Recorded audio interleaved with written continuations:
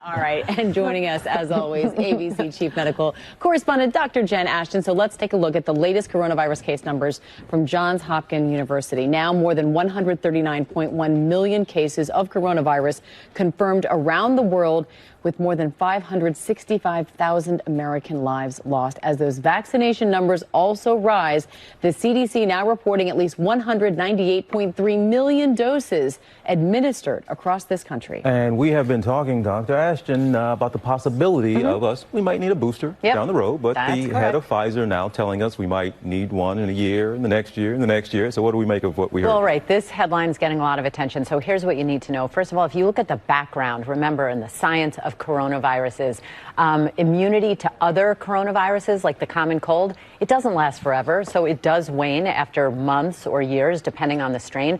Remember, at play here, complicating this picture, new variants. Right now, the vaccines are effective against them, but in the future, they may not be. It's another reason we may need boosters. So the CEO of Pfizer saying, and I quote, "We may need a third dose within a period of 12 months. And we've heard the chief scientific officer of the White House say, quote, "Expect that we may have to boost." So when people hear this headline, this should not come as a surprise. Right, not a surprise, but I think people still want to understand what is the science behind why. 100%, and that's so important. So remember, 10 to 30% of common colds worldwide are caused by the family of coronaviruses. We've all had a common cold caused by a coronavirus, and we know most people get more than one cold in their lifetime. Same principle. And also in terms of the vaccine, it's not just about antibody protection.